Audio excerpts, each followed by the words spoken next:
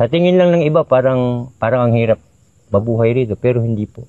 Mas lalong nararamdaman namin dito kung gaano kami kamahal ng pamamahala. Kontentong-kontento po kami rito. Kabilang sina Ed at Liza de Guzman sa mga nabigyan ng oportunidad sa livelihood program ng Iglesia ni Cristo sa DRT Bulacan. Dito naman sa farm, nagtatanim naman ako ng mga gulay. Checker ako dito sa farm. Tsaka, yun din, ganyan din. Nagtatanim din. Sa pagpapatibay ng tagapamahalang pangkalahatan ng Iglesia ni Cristo, ang kapatid na Eduardo V. Manalo na itatag sa iba't ibang panig ng Pilipinas ang iba't ibang uri ng livelihood programs tulad ng eco-farming projects, poultry and livestock, garment factory, food processing and preservation facilities, at iba pa.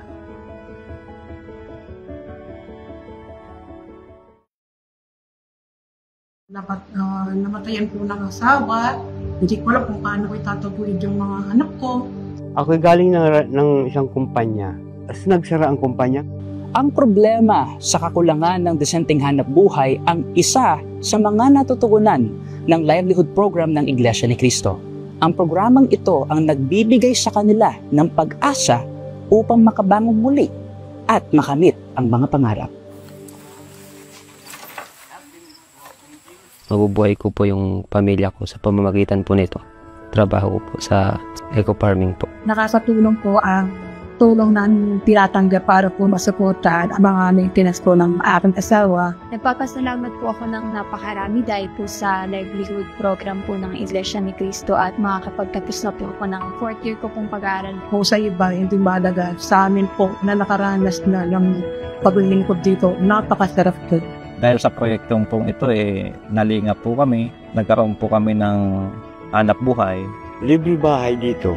Ang kalagayan namin dito, masayang-masaya po ako. Napakabuti po ni Kay Eduardo kasi po marami po siya ng katutulungan na kagaya po namin. Kakaroon kami ng sapat na biyaya para matugunan pang araw-araw ng pangangailangan. Higit sa lahat, ginagawang mga paglilingkod sa Diyos. Dito kaya pa ang pamumuhay. Naaalala pa rin kami ng pamamahala sa pamamagitan po ng mga paglingap.